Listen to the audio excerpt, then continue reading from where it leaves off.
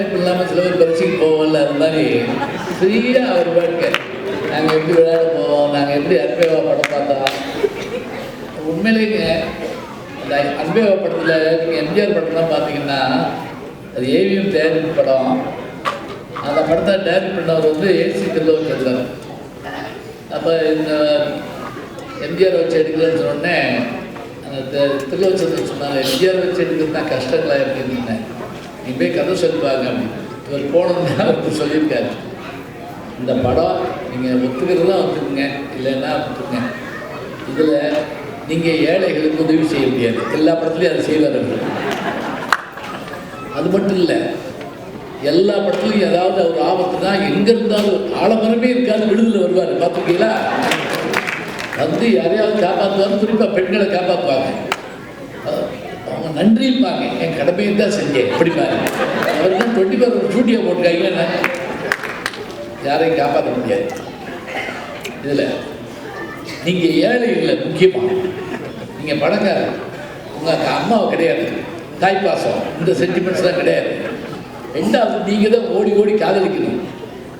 எம்ஜிஆர் யோசிச்சார், இதெல்லாம் சொல்கிறீங்களா படம் ஓடுமா அப்படின்னு. ஓடும், நல்லா ஷூட் பண்ணுறேன், எடுக்கிறோம். சரி, சேலஞ்சாக எடுத்துக்கிட்டார் எம்ஜிஆர். அது வரைக்கும் இப்படி படங்கள்லாம் அவர் நடிக்கலை. ஏன்னா அவர் எப்போவுமே சமுதாய கருத்து, மற்றது பாட்டு இதெல்லாம் சொல்லுவார். இதில் அப்படியெல்லாம் இல்லை, ஜாலியாக. நீங்கள் அதில் பார்த்தீங்கன்னா அந்த அந்த இன்னைக்கு கூட யூத்து பாட்டு போடுறதா இருந்தால் அதில் வரக்கூடிய அந்த போராட்டம்னு ஒரு பாட்டு இருக்கும், அதை தான் போடுறாங்க. அப்போ இந்த படத்தை காட்டுறப்பையே அவர் போய் சிம்லாவில் நின்று பாடுறப்ப நம்மளே போன மாதிரி இருக்கும். அதோடு அவர் ஒரு சூட்கேஸ் வச்சுருப்பாரு, அது ஒன்றுமே வைக்க முடியாது, ஆனால் கொண்டு போவாங்க. கூட ஒரு கட்சிக்கு தான் நம்ம கொண்டு வரதெல்லாம் பார்த்தீங்கன்னா ஏர்போர்ட்டில் சில பேர் வீடு காலி பண்ணி வர்ற மாதிரியே வருவாங்க. என்ன பின்னாடி வேற வருது, ஸ்பெஷல் ஐட்டம்லாம் இருக்குமாப்ல, அது மாதிரி இருக்கும். அப்படி ஒரு மகிழ்ச்சியை கொண்டாடுறதுக்காக அந்த படம் அதை சொல்வார். அதுவும் அந்த நாகேஷும் அவர் பேசுறதுலாம் பார்த்தா இன்னைக்கு பாருங்க எவ்வளோ நல்லா இருக்குது. ஃபோன் பண்ணுவார் எம்ஜிஆர் லேண்ட்லைனில், ராமையா வீடு தானே சொல்லுவார், ராமையா வீடு தான், ராமையா எங்கே காசிக்கு போயிட்டார், வீடு போல அப்படிப்பார் நாகேஷ். அப்படி ஏய் நான் யார் தெரியுமா அப்படின்னு எம்ஜிஆர், ஏய் டாட்டா இதுக்கு முன்னாடி ஃபோன் பேசுறது இல்லையா, ஃபோனில் எப்படியா மூஞ்சி தெரியும். இன்னைக்கு நம்ம சொல்கிறோம். இந்த படம் 64 எப்படி இருக்கு பாருங்க.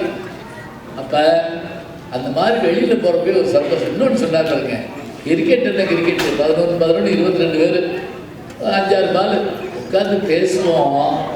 அந்த பேச்சு தாங்க வேற என்ன. வெளியில் போய் பேசுகிறப்ப இன்னொன்று மனைவியிடம் குடும்பத்தாரிடம் கூட சொல்ல முடியாத சில விஷயங்களை யார்கிட்ட சொல்லுவோம், நண்பன்கிட்ட சொல்லுவோங்க. நண்பன்கிறவன் யாரு?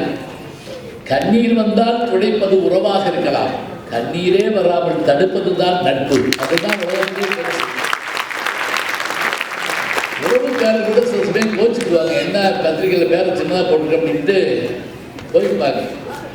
ஆனால் அதே கல்யாணத்தில் நம்ம பத்திரிக்கை வைக்கலைன்னா கூட அந்த 5வது பந்தி வரைக்கும் உட்காந்து இலைய எடுத்துக்கிட்டு இருப்பான் பாருங்க ஒருத்தன், அவன் தான் நம்ம உயிர் போகணும், கண்ணு நிலை போகும். அந்த பார்க்க ரொம்ப அருமையாக சொன்னார். அழகாக பேசுகிற 4 பேருக்கு நீங்கள் ஒரு நல்ல பாராட்டுங்க.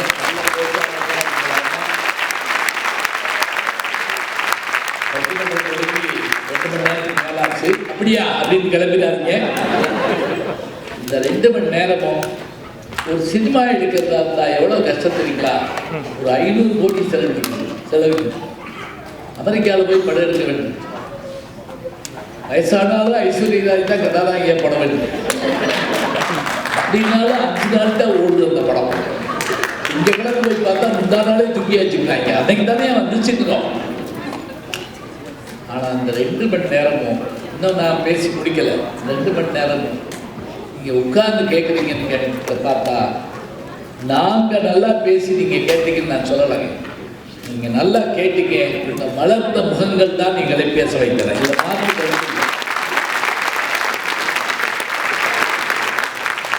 திருவள்ளுவர் சொல்வார், எப்படி பேச்சு எப்படி அமைன்னு தெரியுமா? கேட்டுக்கிட்டு இருந்தால கட்டி போடும், கேட்காதால அவர் பகைவராக இருந்தாலும் வருத்தப்பட வைக்கிறது. அதான் பேச்சு. எப்படி பாருங்க, கேட்டார் பிடிக்கும் தகையவாய். கேளார்னா கேட்காதவங்க மட்டும் இல்லைங்க, கேளார்னா பகைவர்னு ஒரு அர்த்தம் உண்டு. அதுக்கு எதிர்ப்பது தெரியுமா? கேள்வி. யாதும் ஊரே கேள்விக்கு எதிர்ப்பதை கேளார். நம்முடைய இதுக்கு எதிரான கருத்துள்ளவன் அவன் கூட உட்கார்ந்து கேட்கணும். எவ்வளோ, அதுதான் பேச்சோட தன்மை. பிடிக்காது, ஆனால் பேச்சு நல்லா இருக்கியா சொல்லுப்பியா? இதுதான் சிறப்பு. கண்ணாசன் சொல்லுவாங்க, பேரறிஞர் அண்ணாவுடைய பேச்சு எப்படி இருக்குன்னு சொல்லுவாரு. நாத்திகன் தான் பேசுறான்னு போய் நன்னா பேசுறான்னு போய் அப்படிம்பாங்களாம். பேசுறது நாத்திகன் தான், ஆனால் கேட்குற மாதிரி பேசுறான். பேச்சு கேட்டுக்கிட்டு கட்டி போடணும். ஒரு ஊரில் பேச்சாளர் கட்டி போட்டுட்டாங்க. இனிமேல் நீ எங்கேயும் போய் பேசக்கூடாது. அவ்வளோ மோசமாக பேசுறது இருக்கானா? ஒருத்தர் தற்கொலை பண்ணி சாகலாம்னு கடவுள் நோக்கி ஓடிட்டான். அந்நேரம் இப்படி ஒரு பேச்சை கேட்டோன்னே யூட்டு கட்டு வந்து இப்படி உட்காந்துட்டான். உட்காந்து அவரையே பார்த்துட்டே நான் பேச்சாளர் பேசி முடிக்காம அப்படி நீட்டாக சாஸ்தாங்கன்னு ஒன்று நமஸ்காரம் பண்ணான்.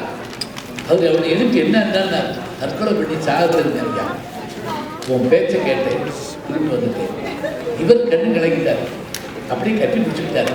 அவ்வளோ நல்லா பேசலாம், உன் தற்கொலையை தடுத்துட்டா. ஏன் திரும்பி வந்து நீ எல்லாம் உயிரோடு இருக்கப்பட்ட நீ பேசியே கொள்ற, நீ இருக்கப்படாது அவளா இப்படியே பேசுவாங்க. பேச்சு அப்படி இருக்கணுங்க. எனக்கு நான் தினமும் பேச போகிறதுனால சொல்கிறேன். திருநெல்வேலியில் ஒரு முறை அந்த தேரோட்டத்துக்கு போயிருந்தேன், ஆணி தேரோட்டத்துக்கு. பட்டிமன்றம்னா அங்கே 1 மணி 1:30 மணிக்கு முடியும் நைட்டு. நம்பவே முடியாது உங்களால். 10 மணிக்கு தான் ஆரம்பிப்பாங்க. ஏன்னா டிராஃபிக்லாம் ஓயிடும்ல. 1:30 மணிக்கு பட்டிமன்றம் முடியுது. எல்லாரும் வந்து கை கொடுக்குறாங்க. அதில் ஒரு 85 வயசு பெரியவர் வந்து என்கிட்ட ஒரு மஞ்சப்பை கையில் வச்சுருந்தாங்க. இதான் இப்படி ஆட்டி காய்கறி வாங்கிட்டு சொன்னாங்க. என்னைய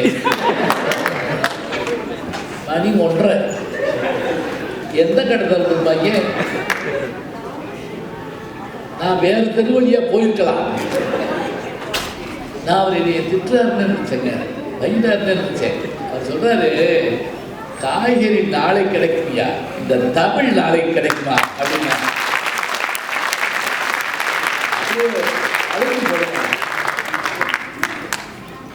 போன வருஷம் கோயிலுக்குள்ள பேசுகிறேன். இங்கே திருநெல்வேலிக்கு தான் தெரியும். நின்ற சீர் நெடுமாளுடைய அரங்கம்னாங்க, நின்ற சீர் நெடுமாள்னாங்க பாண்டிய மன்னனுடைய அரங்கம் இருக்கிறத பார்க்குறோம். அங்கே அந்த அதில் பட்டிமன்றம் பேசிகிட்டு இருக்கேன். அப்போ இந்த செய்தியை சொல்கிறேன். 8 வருஷத்துக்கு முதல்ல ஒரு பெரியவர் வந்து மஞ்சப்பையை வச்சு இப்படி ஆட்டி காய்கறி பார்க்க போயிருக்கலாம்னு சொன்னாருங்க. கூட்டத்துக்குள்ள இருந்து நான் அது அப்படி எந்திரிக்கிறாங்க. பார்த்தீங்களா, 88 வயசு ஆனாலும் கூட தமிழ் பேசுகிறவங்களுடைய வாழ்க்கையை மட்டும் இல்லைங்க, கேட்குறவங்களுடைய வாழ்க்கையை நீட்டிக்குங்க. இதுதான் உண்மை. நல்ல செய்தி பேசினா கேட்க ஆளுக்காங்கிற நம்பிக்கை இருந்தாலே போதும். நாடு நாடாக ஊர் ஊராக போய் பேசுவதனுடைய நோக்கம் என்ன? எங்கள் வீட்டில் ஸ்டுடியோ இருக்குது, யூடியூப் சேனல் வச்சுருக்கேன். நான் அங்கேருந்து பேசலாம்ல, அது இல்லைங்க பேச்சு, அது இல்லை பெருசு.